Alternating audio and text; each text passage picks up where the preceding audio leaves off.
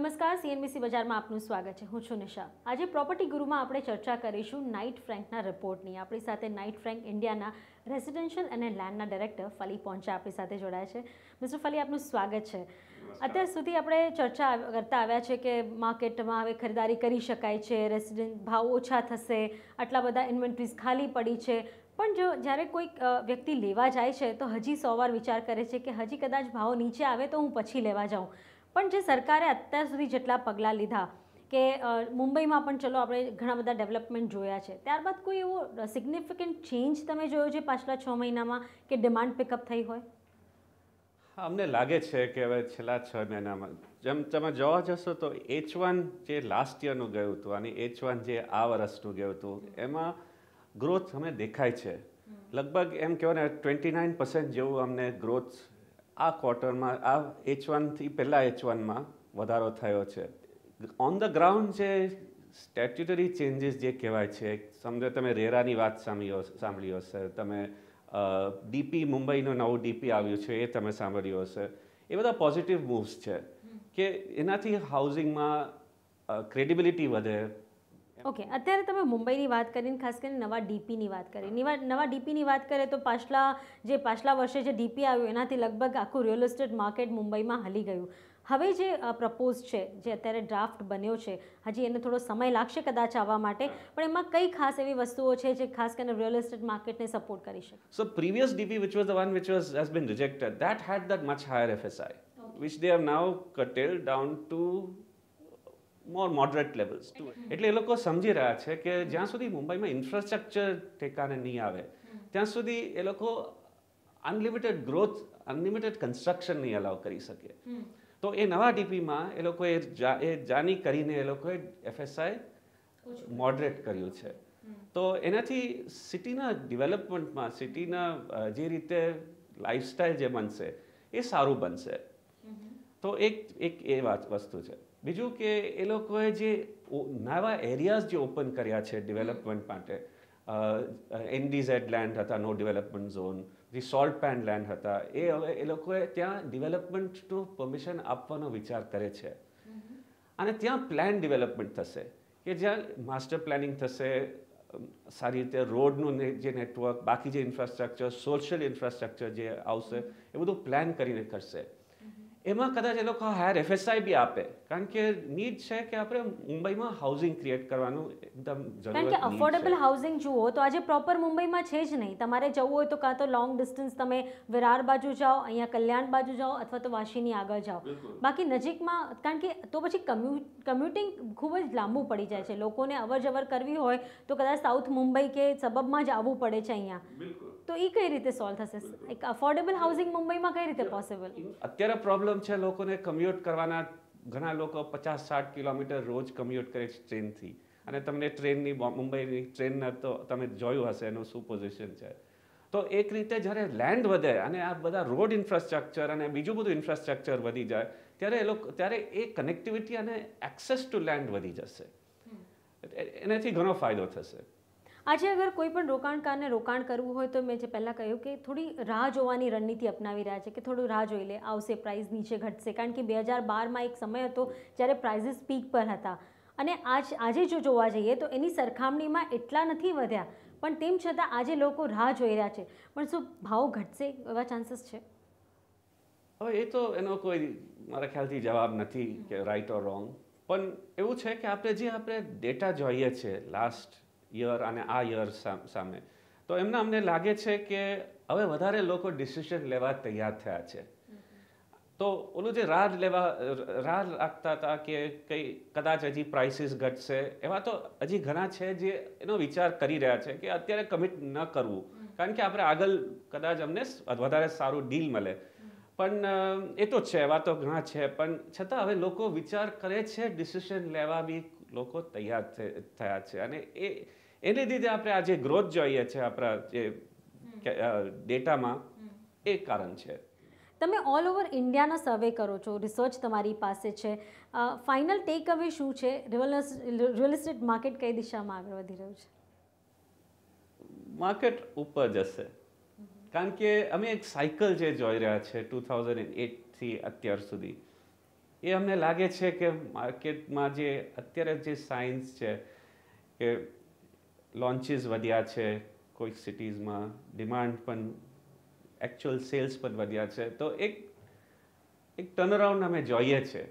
આગળ જે 6 મહિના વર્ષમાં અમને માલુમ પડશે કે કેવી રીતે ટર્નઅરાઉન્ડ સ્ટેબલ છે કે શું થશે. પણ અત્યારે અમને એમ કોન્ફિડન્સ છે જે 1 વર્ષ પહેલાં 2 વર્ષ પહેલાં નહોતું, જે અત્યારે અમને કોન્ફિડન્સ છે કે market is going to turn around, go on an up cycle. It's very much more today. Knight ફ્રેન્કના રિપોર્ટની ચર્ચા કરી રહ્યા છે, તો આપણી સાથે જોડાઈ રહ્યા છે નાઇટ ફ્રેન્કના चीफ इकोनॉमिस्ट और नेशनल डायरेक्टर रिसर्च डॉक्टर समंतक दास. मिस्टर दास, स्वागत है आपका. जैसे हम नंबर्स की बात करें तो ग्रोथ तो दिख रही है, सबका कहना है, सरकार का भी कहना है कि अब ग्रोथ होने वाली है, लेकिन अगर एक्चुअल मायने में देखने जाए तो जो 5 सालों से जो एक मंदी की गर्ता में कह सकते हैं कि रियल एस्टेट मार्केट चला गया था, वहाँ से कितनी ग्रोथ हुई है? देखिए, ऑल ओवर भारत में अगर रेजिडेंशियल की बात कर रहे हैं आप, तो उसमें सब्सटेंशियल 7% ग्रोथ हुआ है. लेकिन अगर आप सेल्स में, लेकिन अगर आप एनसीआर जो सबसे बड़ा मार्केट है, जो अभी भी इट्स रीलिंग अंडर प्रेशर, बहुत प्रेशर है उसके ऊपर, तो वो अगर आप निकाल देंगे तो 10% ग्रोथ भी दिख रहा है ऑल ओवर इंडिया में, जो 5 साल से बिल्कुल हम देख नहीं रहे थे. और अगर आप न्यू लॉन्चेस की बात करें, स्टिल नेगेटिव में है. 9% रिडक्शन है अभी भी 9% रिडक्शन है.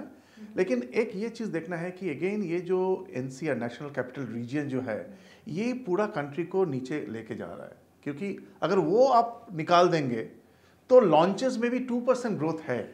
इसका मतलब ये है कि एनसीआर छोड़ के, और टू सम एक्सटेंट चेन्नई में थोड़ा सा प्रॉब्लम है क्योंकि उसमें डेल्यूज हुआ था, फ्लड हुआ था, तो वही ये 2 सिटी आप छोड़ देंगे तो पूरा भारत में, इंडिया में रेसिडेंशियल मार्केट में एक पॉजिटिव ग्रोथ आया है.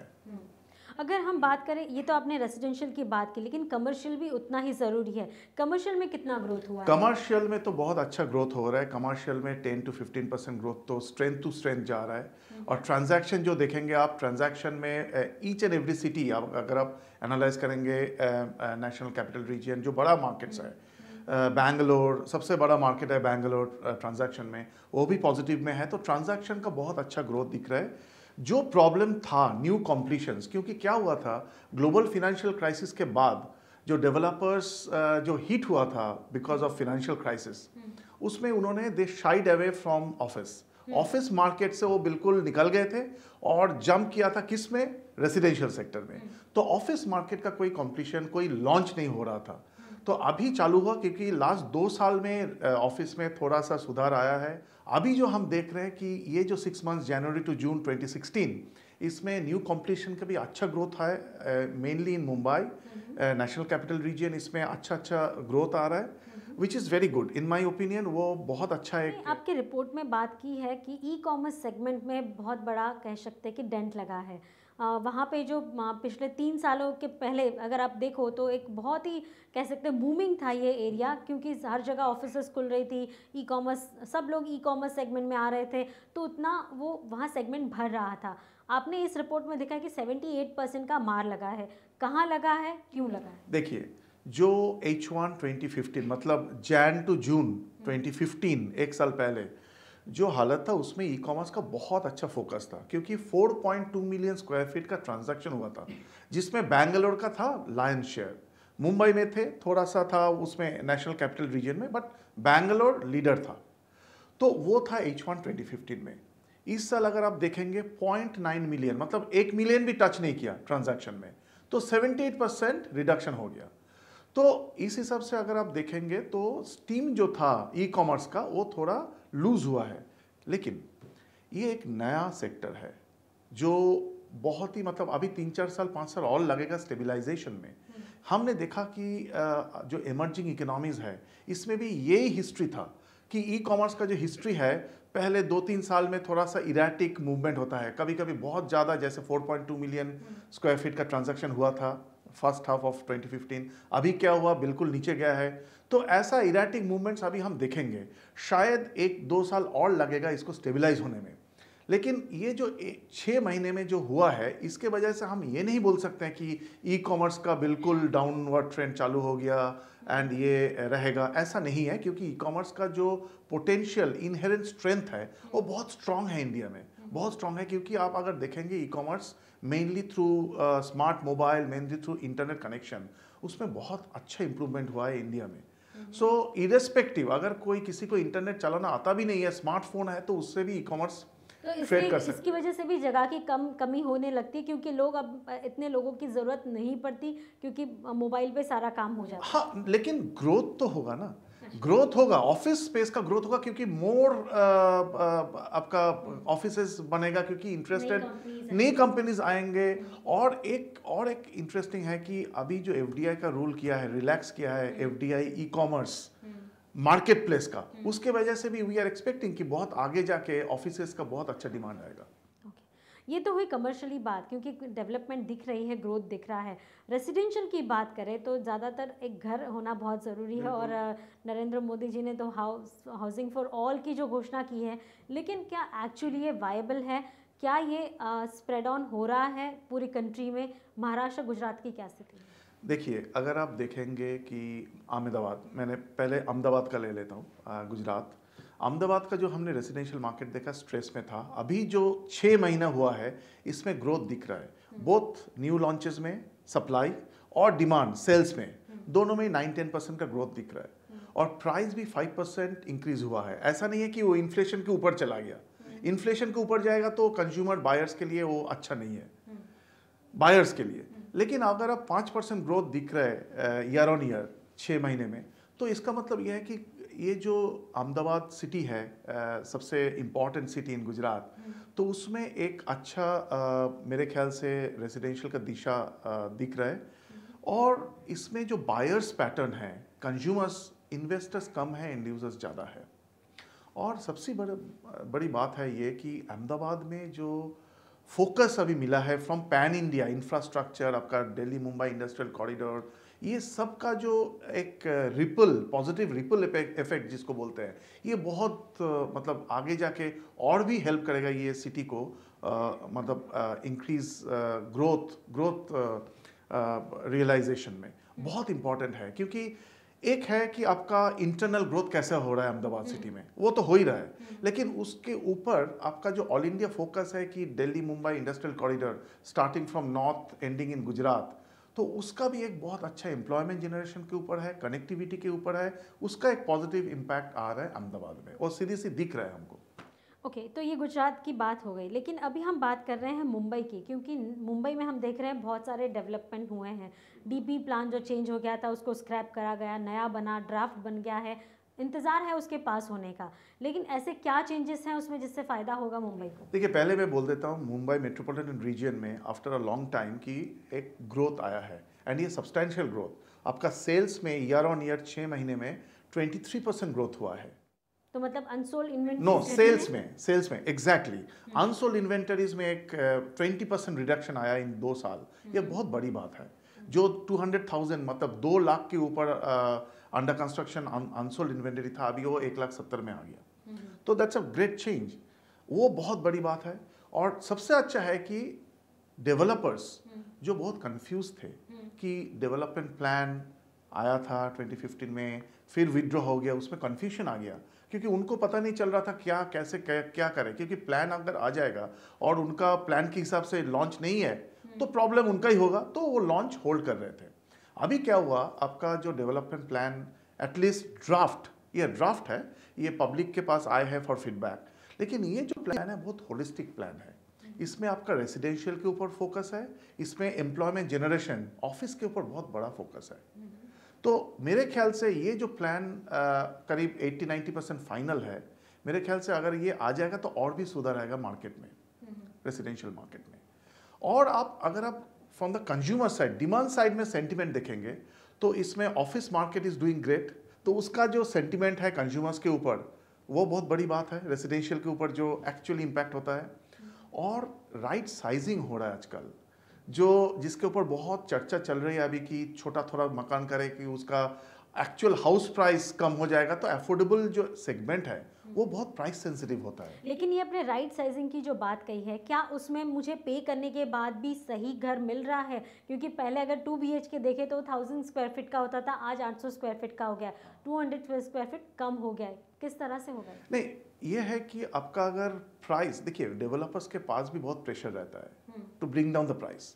ऐसा नहीं है कि डेवलपर्स प्रॉफिट कर रहे हैं, लेकिन जो उनके जो कुशन है वो भी कम होता है, क्योंकि उनका जो सप्लायर्स है, आप चाहे स्टील ले लो चाहे सीमेंट ले लो, ये डेवलपर्स कुछ इन्फ्लुएंस नहीं कर सकते हैं, क्योंकि these are big company, steel cement, वो कुछ प्राइस घटाएंगे नहीं। और आपका लेबर का देख लीजिए, लेबर का तो बहुत ही आजकल हाई कॉस्ट है लेबर, तो उस हिसाब से आप देखेंगे तो ज़्यादा जो स्पॉन्ज है वो नहीं है उनके पास, जो कुशन है।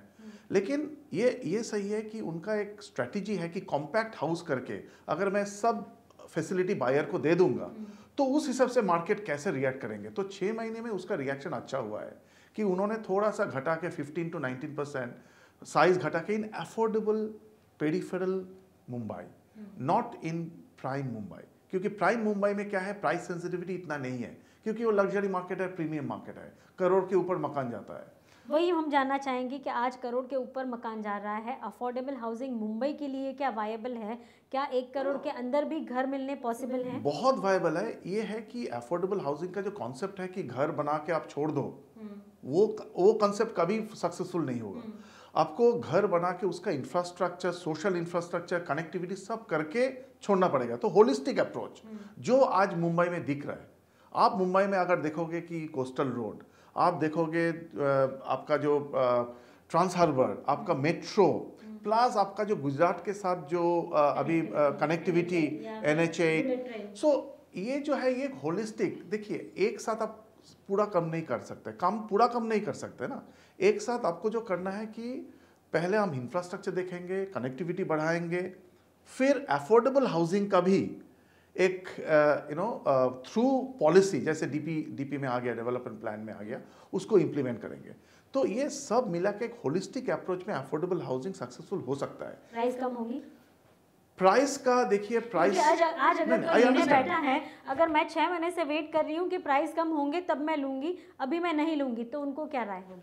मेरे ख्याल से अगर आप आज मार्केट में जाएंगे टुडे, तो उसमें टाइम करेक्शन हो गया। नाउ टाइम करेक्शन, ये स्टॉक मार्केट का भाषा बोल रहा हूँ मैं, लेकिन अगर आप जाएंगे, आप बात करेंगे, आपको जो फ्रीबीज इंसेंटिव्स मिलेगा, जो स्कीम्स मिलेगा, लेट मी टेल यू, अगर आप कैलकुलेट करेंगे तो 10-12% ऑलरेडी रिडक्शन हो गया। लेकिन प्रॉब्लम क्या है कि आपको दिखता नहीं है, क्योंकि कोटेड प्राइस कम नहीं हो रहा है। जैसे मैंने भी प्रेजेंटेशन में दिखाया कि प्राइस स्टैग्नेंट है, लेकिन अगर आप इन्फ्लेशन के रिलेटिव में देखेंगे, उसमें एक्चुअली करेक्शन हो गया। और अगर आप really if you are interested, let me tell you, अगर आपका इंटरेस्ट बहुत ज़्यादा है कि आप खरीदना ही चाहते हैं, serious buyer, if you go, अगर आप जाएंगे कोई क्रेडेंशियल डेवलपर विथ क्रेडेंशियल्स, जिसका डिलीवरी अच्छा है, जिसका कॉम्पिटिशन अच्छा है, जिसका ट्रैक रिकॉर्ड अच्छा है, उसके पास जाएंगे तो डेफिनेटली आपका जो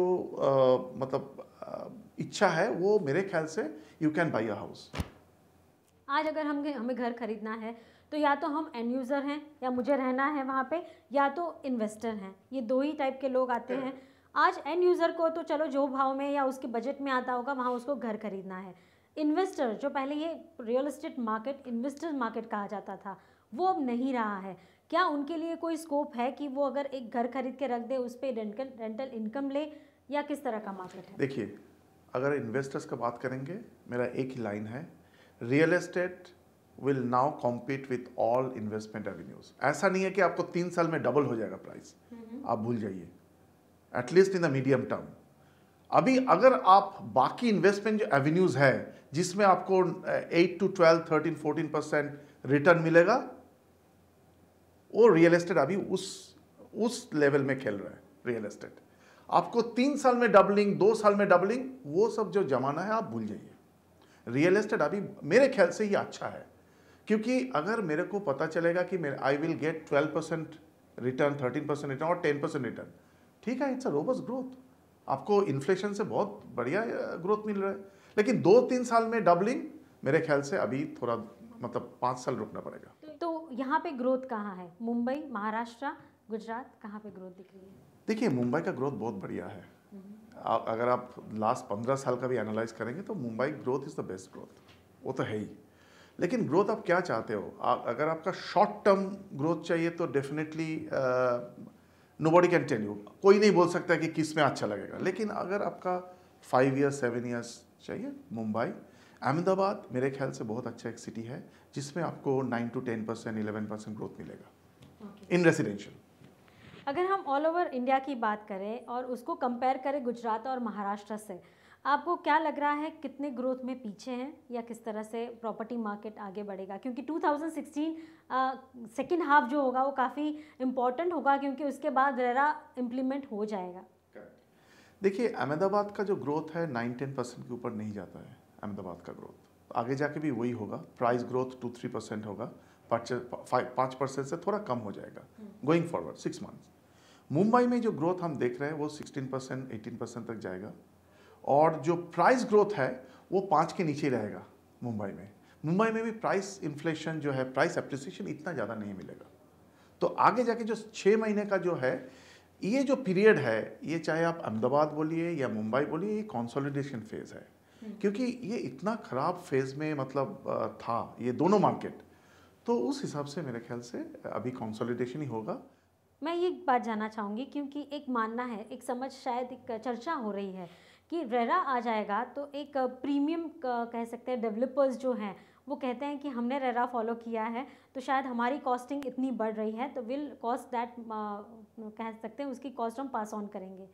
क्या ऐसा हो सकता है? क्योंकि ज़्यादातर ब्लैक मनी वाले या जो अनरेगुलेटेड डेवलपर्स हैं वो शायद इस गेम से बाहर हो जाएंगे, तो फिर बहुत सिलेक्टेड डेवलपर्स इस गेम में रह जाएंगे, इस सेक्टर में रह जाएंगे। तो क्या कॉस्टिंग बढ़ सकती है? तो घर लेने के लिए 6 महीने ही बेहतर है। सी देयर आर सेवरल फैक्टर्स। लेकिन ये जो आप एक सवाल किया, बहुत इंपॉर्टेंट सवाल किया। इसमें ये नॉट ओनली रियल एस्टेट, पूरा पैन इंडिया में इकोनॉमिक अप्रोच जो है, अभी हमारा जो प्रधानमंत्री साहब है, मोदी साहब है, उनका एक है कि ब्लैक मनी जो unwanted, not unwanted, parallel economy, उसको श्रिंक करना। देखो, इसको तो ज़ीरो करना बहुत मुश्किल है, आप श्रिंक कर सकते हो, लेकिन श्रिंकिंग के लिए जो जो उन्होंने स्टेप उठाया, बहुत अच्छे स्टेप्स हैं। रियल एस्टेट में सबसे ज़्यादा उसका इम्पैक्ट दिख रहा है, टू बी वेरी ऑनेस्ट। उस हिसाब से अगर आप देखेंगे, ये मार्केट जो हालत में है आज, आप मुंबई ले लीजिए, आप अहमदाबाद ले लीजिए, आप दिल्ली ले लीजिए, इसमें जो प्राइस सेंसिटिविटी है, ऐसा ही तो ऑल मार्केट्स जो है अफोर्डेबिलिटी के बाहर है। अगर आज यू और I, if you want to buy a house MMR में, मुंबई मेट्रोपॉलिटन रीजन में, शायद कुछ मिलेगा 1 करोड़ में, लेकिन मुंबई जो municipal corporation, Brihan Mumbai municipal corporation, BMC limit के अंदर, वो तो कुछ नहीं मिलेगा आपको 2-2.5 करोड़ के नीचे। तो अफोर्डेबिलिटी का बाहर ही है डेफिनेटली। इसके ऊपर अगर रेरा का जो प्राइस पुश आएगा, ये मार्केट लेगा? मेरे ख्याल से नहीं ले पाएगा, क्योंकि ये जो जितना भी एब्जॉर्व करना है, डेवलपर्स को एब्जॉर्व करना है मेरे ख्याल से। क्योंकि अगर कोई भी मार्केट में आगे अगर आप 10-15% प्राइस बनाने के लिए कोशिश करेंगे, तो उसमें प्रॉब्लम है कि मार्केट विल नॉट एक्सेप्ट, क्योंकि ये अफोर्डेबिलिटी के बाहर जाएगा। आप ये समझ लीजिए, रेरा आएंगे तो डेफिनेटली रेरा आएगा तो आपका कॉम्प्लायंस कॉस्ट बढ़ेगा, आपका पूरा बिजनेस मॉडल चेंज होगा। आई अंडरस्टैंड, उसमें शॉर्ट टर्म में आपका बहुत प्रॉब्लम्स आएगा डेवलपर साइड से, कि आपको एडजस्ट करना पड़ रहा है, तो उसमें कॉस्ट डेफिनेटली ऊपर जाता है। लेकिन आगे जाके शॉर्ट टर्म में आप छोड़ दीजिए, मीडियम टू लॉन्ग टर्म में मेरे ख्याल से प्राइस रैशनलाइज होगा मेरे ख्याल से, क्योंकि ट्रांसपेरेंसी बढ़ेगा, कम प्लेयर्स होगा उसमें, फ्लाई बाय नाइट्स प्लेयर चला जाएगा, only good developers will be in the market. मेरे ख्याल से ये बहुत एक कंसोलिडेशन फेज आएगा। लेकिन आप रैशनलाइज बोल रहे हैं, ये बहुत बड़ी बात है। रैशनलाइज मतलब it will not grow the way it should grow. जो डेवलपर्स आज बोल रहे हैं कि मेरा तो 15-20% कॉस्ट ऊपर जाएगा, वो मेरे ख्याल से नहीं हो पाएगा, क्योंकि मार्केट एक्सेप्ट नहीं करेंगे। कोई मार्केट में हो सकता है जिसमें थोड़ा सा कुशन है, लेकिन ओवरऑल आप सिटी लेवल में देखेंगे। आप एक बात बताइए, मुंबई में house property to income ratio आज भी 9-11 है, जो 5 के अंदर होना चाहिए। आप कैसे इसका प्राइस बढ़ाएंगे? आप बताइए। अगर प्राइस बढ़ाएंगे तो उसमें तो सेल्स और भी घटेगा। तो इसीलिए मेरा ये कहना है कि इवन जो मोस्ट अफोर्डेबल प्लेसेस है ना, जैसे चेन्नई, कोलकाता, हमने देखा है अहमदाबाद, इसमें भी आपका house price to income ratio वो 5 के ऊपर है, 6-7। इसका मतलब अफोर्डेबिलिटी का लेटेस्ट अल्टीमेट रेंज में है। तो उस हिसाब से आप देखेंगे तो मेरे ख्याल से एक माइक्रो मार्केट में बढ़ा सकते हो आप, बट ओवरऑल सिटी लेवल में मेरे ख्याल से इम्पैक्ट नहीं आएगा। ये डेवलपर्स को ही दे हैव टू एक्सेप्ट। मेरे ख्याल से it's a win win, RERA is win win developers के लिए, कंज्यूमर्स के लिए in the medium to long term, consumers के लिए शॉर्ट टर्म में भी बहुत अच्छा बेनिफिट। ओके, तो फाइनल हम कोट लेना चाहेंगे कि 2016 का जो सेकेंड हाफ है वो रियल एस्टेट मार्केट के लिए कैसा है? क्या अभी घर खरीद सकते हैं? प्राइसेस किस रेंज में रहेंगे? और अगर लेके रख दें तो क्या ग्रोथ मिलेगी? मेरे ख्याल से अगर आप घर खरीदना चाहते हो तो अभी खरीद सकते हो, क्योंकि ये मार्केट बहुत अच्छा है ना, आगे जाके थोड़ा सा बढ़ेगा। मैं ये नहीं बोल रहा हूँ कि प्राइस बहुत बढ़ जाएगा तो आप नहीं खरीद सकते हो, लेकिन आज अगर आप एंटर करेंगे मार्केट में तो आपका नेक्स्ट 6 मंथ्स में 5-6% तो ग्रोथ आएगा ही आएगा नेक्स्ट 6 मंथ्स में।